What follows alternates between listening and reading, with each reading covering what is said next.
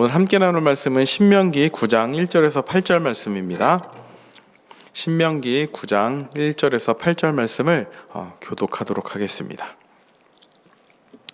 이스라엘아 들으라, 내가 오늘 요단을 건너 너보다 강대한 나라들로 들어가서 그것을 차지하리니 그 성읍들은 크고 성벽은 하늘에 닿았으며 크고 많은 백성은 내가 아는 아낙 자손이라. 그에 대한 말을 내가 들었나니 이르기를 누가 아낙 자손을 능히 당하리요 하거니와 오늘 너는 알라, 내 하나님 여호와께서 맹렬한 불과 같이 내 앞에 나아가신즉 여호와께서 그들을 멸하사 내 앞에 엎드러지게 하시리니 여호와께서 내게 말씀하신 것 같이 너는 그들을 쫓아내며 속히 멸할 것이라. 내 하나님 여호와께서 그들을 내 앞에서 쫓아내신 후에 내가 심중에 이르기를 내 공의로움으로 말미암아 여호와께서 나를 이 땅으로 인도하여 들여서 그것을 차지하게 하셨다 하지 말라. 이 민족들이 악함으로 말미암아 여호와께서 그들을 내 앞에서 쫓아내심이니라. 내가 가서 그 땅을 차지함은 내 공의로 말미암음도 아니며 내 마음이 정직함으로 말미암음도 아니요 이 민족들이 악함으로 말미암아 내 하나님 여호와께서 그들을 내 앞에서 쫓아내심이라. 여호와께서 이같이 하심은 내 조상 아브라함과 이삭과 야곱에게 하신 맹세를 이루려 하심이니라. 그러므로 내가 알 것은 내 하나님 여호와께서 내게 이 아름다운 땅을 기업으로 주신 것이 내 공의로 말미암음이 아니니라. 너는 목이 곧은 백성이니라. 너는 광야에서 내 하나님 여호와를 경노하게 하던 일을 잊지 말고 기억하라. 내가 애굽 땅에서 나오던 날부터 이곳에 이르기까지 늘 여호와를 거역하였을 때 호렙산에서 너희가 여호와를 경노하게 하였으므로 여호와께서 진노하사 너희를 멸하려 하셨느니라. 아멘. 오늘 본문에서는요, 이스라엘 백성들이 가나안 땅에 들어가기 위해 그리고 가나안 땅에 들어가서 주의해야 할 사항들에 대해서 말씀을 해주십니다. 그런데 40년 전으로 거슬러 올라가 보면 지금 이 이스라엘 백성들 눈앞에 있는 이 가나안 땅에 있는 족속은 이스라엘 백성들이 감당하기에는 부담스러운 상대였습니다. 1절 끝부분에 이렇게 기록이 되어 있습니다. 그 성읍들은 크고 성벽은 하늘에 닿았으며, 성읍이 컸다는 거죠. 그리고 성벽도 하늘에 닿을 만큼 높이 쌓여져 있었다는 거죠. 그리고 2절입니다. 크고 많은 백성은 내가 아는 아낙 자손이라. 그에 대한 말을 내가 들었나니 이르기를 누가 아낙 자손을 능히 당하리요 하거니와. 그냥 단순하게 부담스러웠던 존재가 아닙니다. 그 12명의 정탐꾼 중에서, 그 40년 전에 12명의 정탐꾼 중에서 10명이 가나안 땅을 정복할 수 없다는 부정적인 견해를 표명할 만큼 그 부담스러운 존재였습니다. 성벽은 높고 장대한 아낙 자손들이 살고 있었던 거죠. 객관적으로도 그리고 주변의 소문으로도 이들의 존재는 두려움의 대상이었습니다. 40년이 지난 지금 상황이 달라진 것은 없었습니다. 아낙 자손은 여전히 키가 크고 힘이 세기로 소문이 나 있던 족속이었습니다. 가나안의 이 성벽의 높이가 9m에서 한 15m 정도가 됐다고 하니까 당시의 사람들에게는 성벽이 하늘에 닿는다는 표현은 매우 현실감 있던 표현이 아닐까라는 생각이 듭니다. 그래서 40년 전 이스라엘 백성들이 했던 그 불평이 무엇입니까? 하나님께서 이스라엘 백성들, 우리들을 지금 그 가나안 족속의 사람들에게 죽이려고 이곳까지 데려왔냐라고 그 정도로 원망을 했던 거죠. 그래서 그 결과로 이스라엘 백성들은 40년 동안 광야 생활을 하게 되었던 겁니다. 지금의 상황도 마찬가지입니다. 이스라엘 자손은 장대한 아낙 사람들과 높은 성벽을 보고 어떻게 이 성벽을 정복할 수 있을까라는 생각이 들었을 겁니다. 수적으로도 열세였고요. 그리고 그 방어력이 높은 그 성벽 앞에서 무엇인가 무기력이 느껴졌을 수도 있을 것 같습니다. 모든 상황이 악조건이었던 거죠. 그러나 이러한 상황 가운데 어떻게 헤쳐나갈 수 있는가? 이에 대한 해답이 3절 말씀입니다. 3절을 제가 읽겠습니다. 오늘 너는 알라. 오늘 너는 알라.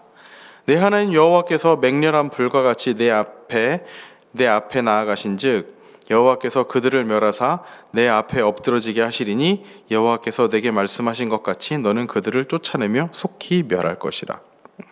3절은요, 오늘 너는 알라라고 시작을 합니다.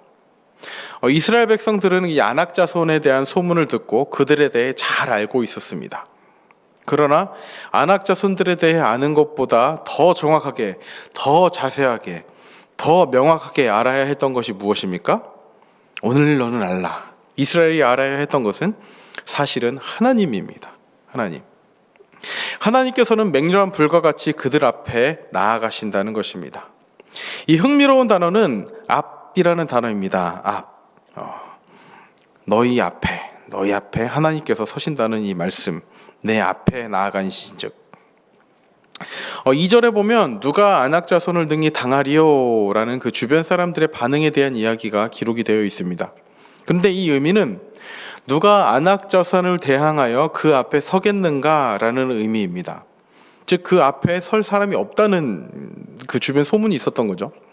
그런데 그 거대하고 무너지지 않을 것 같은 아낙 자손 앞에 누가 선다는 말씀입니까? 하나님께서 그 앞에 서신다고 말씀을 하십니다. 사람들은 거인 족속인 그 아낙 자손 앞에 대항할 사람이 없다고 말하지만, 그래서 그 앞에 설 사람이 없다고 말하지만, 모세는 이스라엘 앞에 앞서가시는 하나님이 계시다고 말씀을 하고 계십니다. 그렇게 선언하는 거죠. 우리의 삶도 마찬가지입니다. 상식적으로 볼 때, 인간적인 눈으로 볼 때 우리 앞에는 두려움만 남게 됩니다. 어떤 일을 행하기에 앞서서 어떤 일을 맞닥뜨리게 될 때 큰 문제 앞에서 우리에게 남는 가장 큰 감정은 두려움입니다. 하나님의 약속이 있을지라도, 그리고 그 약속을 따라가면서도 이유 모를 불안감이 우리를 감싸할 때가 있습니다. 그럴 때 하나님께서 우리에게 주시는 메시지가 무엇입니까? 오늘 너는 알라. 오늘 너는 알라. 그 하나님을 알라는 것입니다. 하나님을 정확하게 알라는 것입니다. 우리 앞에 서셔서 우리의 문제 해결을 위해 앞서가시는 그 하나님을 선명하게 알라는 것입니다. 그 하나님을 더욱 명확하게 알게 되는 저와 여러분들이 되기를 바랍니다. 그리고 이스라엘 백성들이 알아야 할 한 가지가 더 있었습니다. 6절 말씀입니다. 그러므로 내가 알 것은 내 하나님 여호와께서 내게 이 아름다운 땅을 기업으로 주신 것이 내 공의로 말미암음이 아니니라. 너는 목이 곧은 백성이니라. 이 6절은요, 그러므로 내가 알 것은 이라고 시작을 합니다. 이 의미상으로는요, 오늘 너와 알라는 이 3절 말씀과 동일한 의미입니다. 이스라엘 백성들은 하나님이 우리 앞에 서셔서 우리를 위해 싸우시는 분임을 알아야 했습니다. 그리고 동시에 이제는 정복 이후에 가나안 땅에 들어갔을 때 알아야 할 것이 있습니다. 하나님께서 주신 승리 앞에 이스라엘 백성들은 그 승리가 이스라엘 백성들의 공의 때문이 아니라는 것을 알아야 했던 것입니다. 즉 그들의 의로움 때문에 얻게 된 승리가 아니라는 것을 깨달아야 했습니다. 우리도 그렇지 않습니까? 결국은 하나님이 하셨다고, 하나님께서 모든 것을 하셨다는 것을 알면서도 마음 한켠에는 우리의 의로움을 내세우고 싶은 그런 마음이 항상 존재합니다. 오늘 말씀은 그러한 마음에 일침을 가하는 말씀입니다. 6절 끝부분에 너는 목이 곧은 백성이니라 라고 말씀합니다. 즉 고집이 세고 완고해서 하나님의 말씀에 순종하지 않는 백성이라는 의미입니다. 하나님께서 주신 승리 앞에서도 그 승리의 원인이 나에게 있다고 생각할 만큼 순종하지 않는다는 말씀입니다. 7절 말씀입니다. 너는 광야에서 내 하나님 여호와를 경노하게 하던 일을 잊지 말고 기억하라. 내가 애굽 땅에서 나오던 날부터 이곳에 이르기까지 늘 여호와를 거역하였으되. 그렇게 하나님을 계속 거역하던 존재가 이스라엘 백성들입니다. 그리고 8절입니다. 호렙산에서 너희가 여호와를 경노하게 하였으므로 여호와께서 진노하사 너희를 멸하려 하셨느니라. 그 불순종 때문에 이스라엘 조상들은 멸망할 수밖에 없었던 거죠. 그러나 모세의 중보로 다시금 하나님 앞에서 설 기회가 생겼던 겁니다. 이 이스라엘의 조상들은요, 계속 하나님을 거역하며 경노하게 했던 것을 기억해야 했습니다. 출애굽 이후에도 그들은 계속 하나님께 거역하고 불평하면서도 애굽으로 돌아가자고 했습니다. 여기에 더해서 금송아지를 만들어 우상을 숭배하기도 했죠. 이것이 이스라엘 백성들의 모습입니다. 그리고 이것이 죄인된 인간의 모습입니다. 그리고 이것이 바로 우리의 모습인 것입니다. 그런 우리의 모습을 향해 하나님께서는 오늘 너는 알라라고 말씀하십니다. 그래서 거듭거듭 말씀하는 것이 무엇입니까? 5절 말씀에 내가 가서 그 땅을 차지함은 내 공의로 말미암음도 아니며, 즉 너에게 있는 어떤 너의 안의 의로움 때문은 1절 그 안에 아무것도 아니며, 내 마음이 정직함으로도 말미암음도 아니며, 즉 너의 마음에 어떤 정직함을 하나라도 찾아볼 수 없으며, 오직 하나님께서 그 가나안 족속의 악함으로 말미암아, 그리고 조상들과 했던 약속으로 말미암아 가나안 땅을 주신 것이지, 가나안 땅을 얻게 되는 것은 너에게 1절 아무 근거가 없고 아무 너의 의로움도 없다는 것을 거듭거듭 반복해서 말씀을 하고 있는 것입니다. 우리는 이것을 알아야 합니다. 오늘 너는 알라. 하나님께서 우리를 앞서 우리를 위해 싸우시는 분임을 알아야 함과 동시에 우리에게는 어떤 승리의 근거가 단 하나도 없음을, 우리에게는 우리의 의로움을 내세울 만한 근거가 단 하나라도 없음을 우리는 알아야 하는 것입니다. 그렇다면 우리가 붙들어야 하는 것이 무엇입니까? 오늘 너는 알라라는 말씀 앞에 우리는 무엇을 제대로 알아야 합니까? 하나님께서 우리를 앞서 싸워가신 것뿐만이 아니라 우리는 하나님의 은혜가 없이는 단 한순간도 살 수 없는 존재임을 확실하게 알아야 합니다. 내가 자랑하고 싶은 것, 그것을 자랑하고 싶을지라도, 내가 내세우고 싶은 것, 그것을 내세우고 싶은 상황에서도 이 모든 것이 하나님의 은혜로 말미암음을 깨달아야 합니다. 나에게는 어떤 의로움도 없음을, 나에게는 어떤 정직함도 없음을 우리 마음에 계속 되뇌어야 합니다.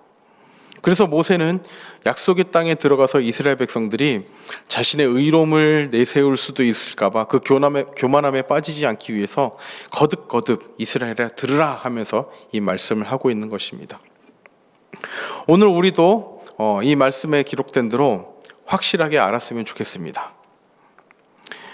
우리의 두려움 앞에서 하나님께서 우리를 앞서 싸워가시는 분임을 확실하게 아시기 바랍니다. 동시에 우리에게 어떤 의로움이 없다는 것을 확실히 아시고, 그리고 하나님의 은혜로 말미암아 살아가는 존재임을 확실하게 아시기 바랍니다.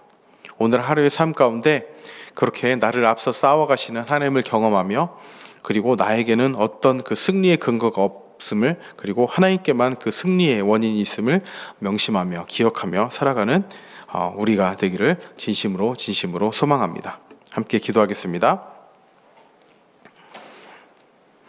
하나님 아버지, 우리는 하나님의 약속을 따라가면서도 어떤 두려움에 휩싸이게 됩니다. 그러나 그 가운데 하나님께서는 말씀하십니다. 오늘 너는 알라. 내가 내 앞서 싸우겠다라고 말씀하십니다. 하나님, 그 두려움 앞에, 우리가 감당할 수가 없는 그 문제 앞에 하나님께서 앞서가시는 분임을 잊지 않게 하여 주시옵소서. 그 하나님을 뒤따라가며 하나님께서 주시는 승리를 경험하게 하여 주시옵소서. 동시에 그 승리 이후에 그 승리가 나로 말미암음이 아님을 우리가 알게 하여 주시옵소서. 우리는 하나님께서 주신 승리 앞에서 우리의 의로움을 내세우고 싶을 때가 너무나도 많습니다.